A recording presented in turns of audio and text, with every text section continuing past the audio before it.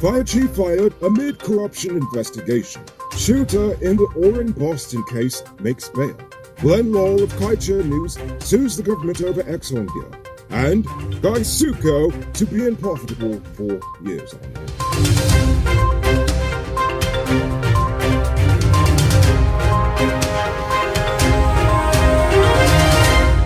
I am the Rico Pulford, and this is Uncut News. Do you see news happening? Send us a tip on WhatsApp at 592-659-6151. Fire Chief Edu has been sent home yet again, and seeing as he was already set to go on pre-retirement leave next week, it looks like this dismissal is permanent. However, he is leaving amidst an investigation into the Guyana Fire Service overcharging oil and gas corporations thousands of dollars for fire certificates that cost as little as $100 Guyana dollars. Some within the Ministry of Home Affairs are accusing Edu of the embezzlement, while Edu says he's been framed and there's others within his office who are actually the ones who are corrupt and that he's been bringing it up multiple times, but no one was listening to him. Either way, Edu is gone and the fire service has yet to name his replacement. Most likely it will be someone who is satisfied with what's going on there. 32-year-old Constable Sharon Peters was released on $1 million bail today after he was officially charged with shooting Essequibo businessman Oren Boston last September as Boston was sleeping in his bed with his wife. He was not required to plead to the indictable charge. Nevertheless, Peters will be back in court February 1st of this year. Guyanese tic-tac sensation Glenn Lowell is taking a break from social media so he can sue the government for its approval of the original Exxon PSA. Lowell wants the courts to declare the deal as illegal, as it violates several laws, including the Petroleum Act, as well as several financial laws. He therefore wants the government to void the whole contract and sign a new deal with Exxon, one that will see the nation receiving millions more US dollars per year than we currently are receiving. Last night, 43-year-old Troy Anthony Ponton died after he fell into an open culvert and was impaled by a steel rod. According to reports, Ponton was biking home accompanied by a friend when they passed a part of the road in Eccles that was undergoing construction. That is where Ponton then fell into the culvert to his demise. Ponton's family is now demanding that the government penalize the contractor who is doing work on the road for not properly marking off the road and the culvert and any other hazards that are in the area. It's now time to tell you about Best Buy's car of the day. Currently on sale is this 2016 Mazda Cx-5. It comes with Bluetooth, mug rims, new tires, TV, CD stereo, LED fog lamps, electronic parking brake, back camera, side camera, rear spoiler, and much more. That costs for $6.2 million. All paid down as low as $1,240,000 down, with around $120,000 monthly for 5 years, and it is yours. Call or WhatsApp 662-0844 for more info, or visit their showrooms at Lot 171 Peterborough Street, Queenstown, or Lot 2 Lamar Street, and tell them Rico sent you for this sweet deal. Region 10 Councillor George Callender was found dead in his home last night. The police are currently investigating his death, but it doesn't seem like foul play is involved based on initial reports. In addition to being a councillor while he was alive, Callender was also the chairman of the Regional Health Committee. The Labour Ministry reports a 16% decrease in fatal workplace accidents in 2021 compared to 2020. They said in 2020 there were 32 workplace fatalities. The lion's share of them occurred in the mining industry. However, they did not indicate the exact number for this year. So I guess it's whatever 32 is minus 16% and then rounded either up to the, nearest up or down. I don't know. Anyway, nevertheless, they have begun sensitizing the mining camps nationwide regarding workplace safety so they'll stop killing out all these young men.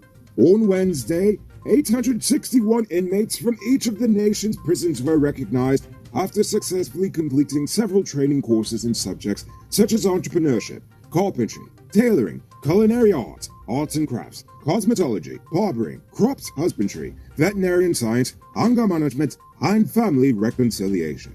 That's actually wonderful. All of the classes are great, but especially the last two. In fact, I know some folk on the outside who could use some anger management and family therapy. Ha-ha!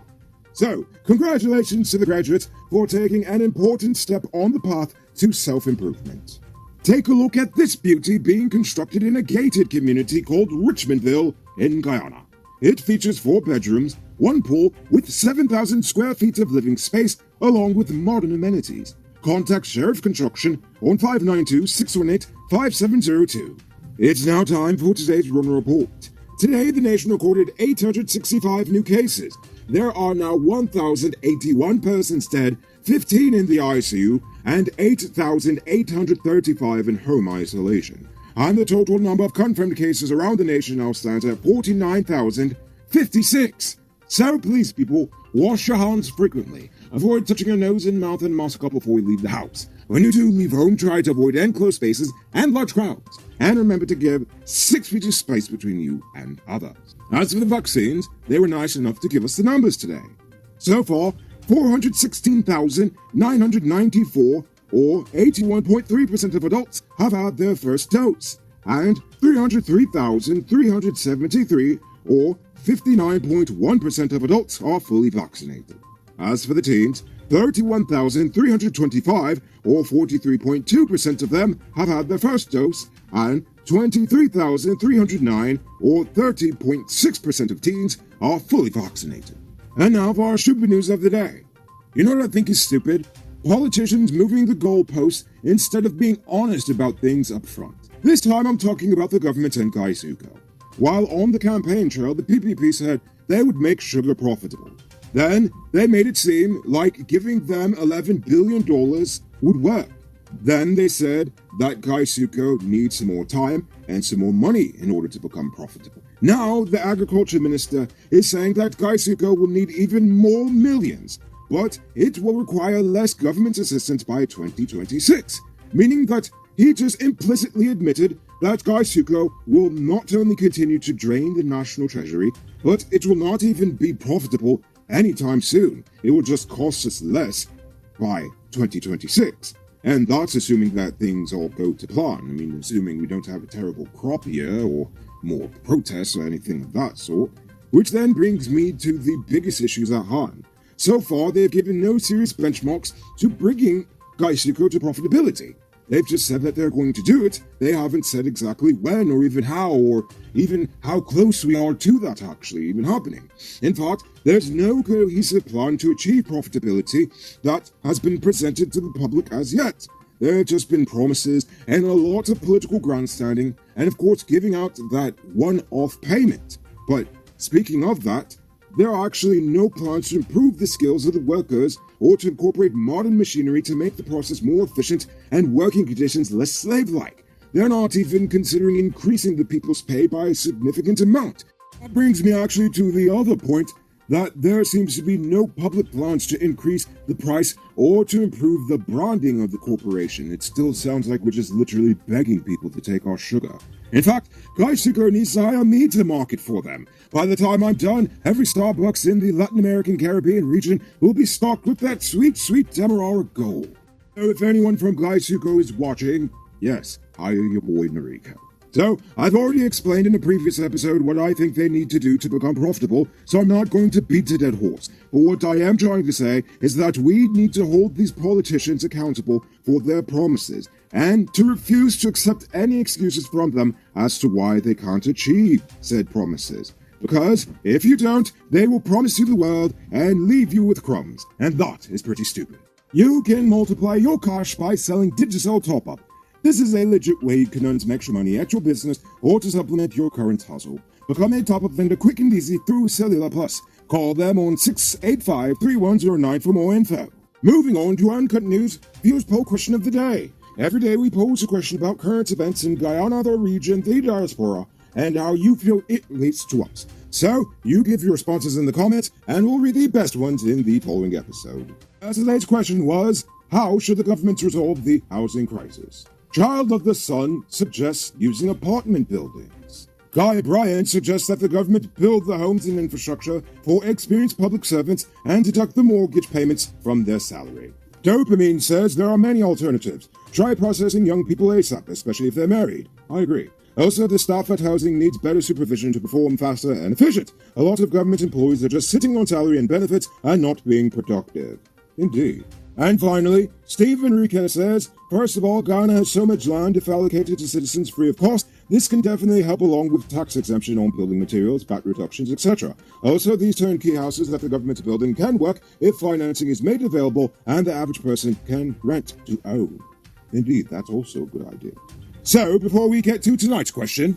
Hey, I'm interrupting this program to let you know that not all truck parts are created equal. Some does work hard without any problems for a long time, while others does make your truck broke down quick and got you running your pockets again. Get genuine high-quality parts from Powered Automotive Truck Spares and Engine Parts and extend the life of your repair. They're the authorized dealer in Guyana for Hammer USA products like brake valves, clutch discs, universal bearings, and others. Visit them at 1161 EE Eccles or call them on 697-0171. Powered Automotive, the #1 truck and engine parts store in Guyana. If you didn't know, well, now you know. For tonight's question, this story with this man falling into the pit and dying in the culvert was really sad, and it got me thinking. I want to now know, should construction companies be held liable for public injuries such as that, even when it's after hours? Think about that question, tell us in the comments below. If your response is good enough, we just might feature it in our next episode. Anyway, that's all the time we have for tonight, and check us out on Monday for another. Until then, I'm Rico Bulford saying, have a great weekend. And as always, don't drink and drive, or you'll end up on Monday's episode the hard way. Ha-ha! Good night, folks.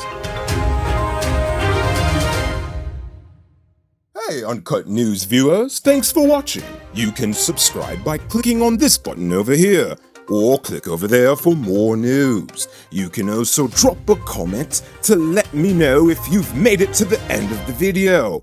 Goodbye for now.